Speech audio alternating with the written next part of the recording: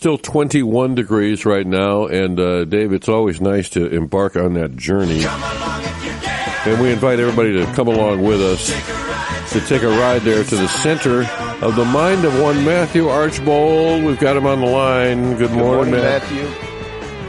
Wait a second here. We're taking a trip into my mind. Yes. Yeah. With a COVID sufferer. Yeah. That doesn't seem very sanitary. We're staying 6 feet apart. It's okay. Yeah. There must be a lot more room in my mind than I thought.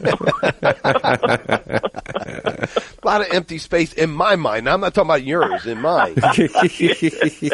Plenty of room for separation in my brain. And I don't know how, Matt, you keep everything in that brain of yours, because it's crammed with so much stuff. There's got to be some leakage. Are you checking your pillow in the morning? I do dribble a little bit. You know what's funny?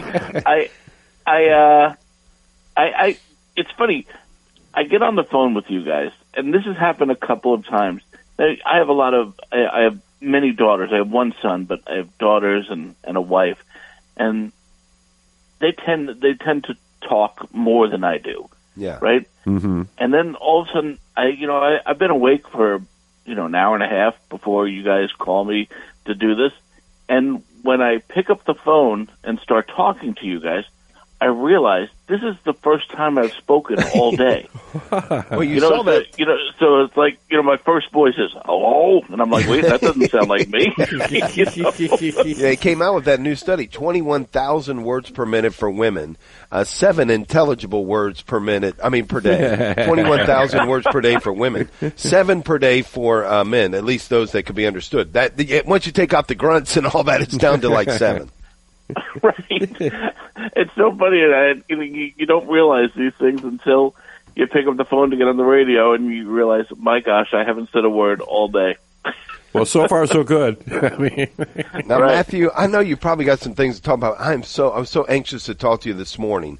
I know you're following these hearings that are going on in front of the Senate. I just want to get your thoughts. I mean, I have to say this. I'm in the bed, so I'm getting to watch some stuff I don't normally watch.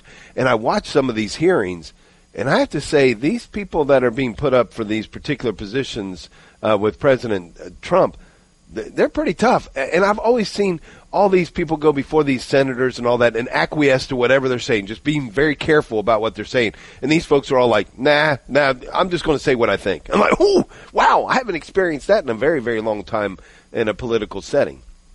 Yeah. You know what the funniest part is? You listen to these people. They're supposed to be questioning these people. Right. They never actually get to a question. Right. They're each to speak for 5 minutes. They speak for 5 minutes, and they hardly ask any questions. Right. It's just, it's insane.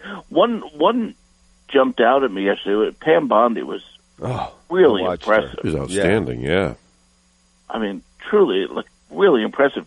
And Senator Josh Hawley, he was talking, and this is something we talk about all the time. He pointed out, he had the numbers, though, which I was delighted. I literally wrote it in my phone. I text messaged myself because that's the only way I could do it. After the Dobbs case was decided, over 200 pregnancy centers were attacked, vandalized, or firebombed, and over 300 churches. And out of all of that, there were 2 prosecutions. Out of 500. Mm-hmm. That is truly fascinating. And then they talk about the weaponization of the Justice Department, right? Yeah. They pretend that they're worried about that, and we get completely ignored. Yeah. Another thing, this is sort of a cultural one. I don't even know. Did you watch at all Jimmy Carter's funeral? No, I did not. Me either. Oh, okay. But anyway, well, one thing, it was Trump I figured he wouldn't Obama mind if I there. wasn't watching. Right. Trump and Obama were giggling like school children, which take that as an aside.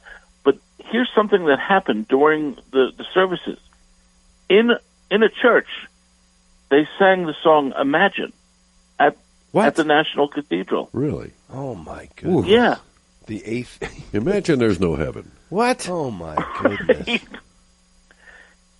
Imagine there's no religion. I mean, Right. Here's the thing. Jimmy Carter's faith was reportedly very, very important to him. Yeah, we heard about that for years, actually. And I mean, he taught Sunday school. Right. And then this is what we get. It reminded me that one time my daughter was in 10th grade, and, we had Catholic school throughout, right? And as you know, that can put a bit of a stretch on the pocketbook. Mm-hmm. Oh, yeah. And so my daughter's concert in 10th grade, and they sing Imagine at the Catholic school concert.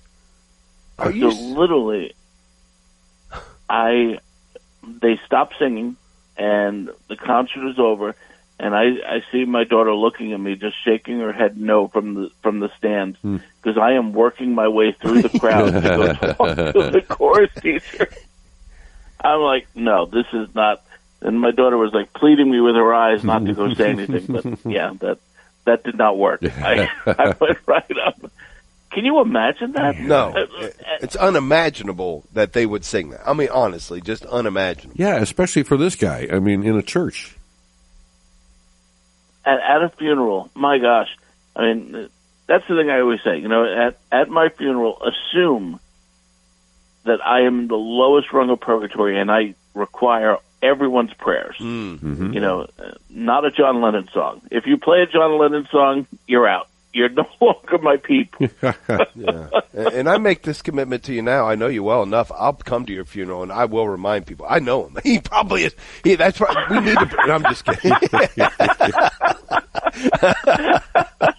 Well, I can swear to you right now, Matt, I will not sing any John Lennon songs, or especially Imagine, at your funeral. Your daughter, however, I cannot speak for. So, right. That's hopefully right. she won't. It might be the only song she remembers from high school. The only thing she actually studied in high school. So. Now, speaking of Pam Bondi, she did bring forth the idea that the FBI had absolutely gone after Catholics and that kind of garbage needed to stop. So, look, it was refreshing to hear some of this stuff.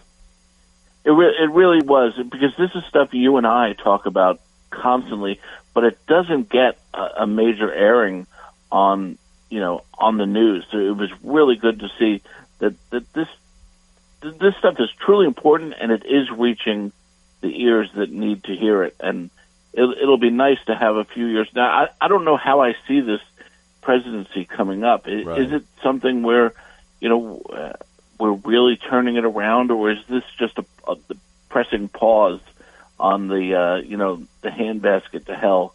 I'm not really sure yet. I hope and pray that this is a major turnaround point for all of us. Mm-hmm. But I think that's yet to be seen. I think you would agree on that. We don't know what we're getting yet, right?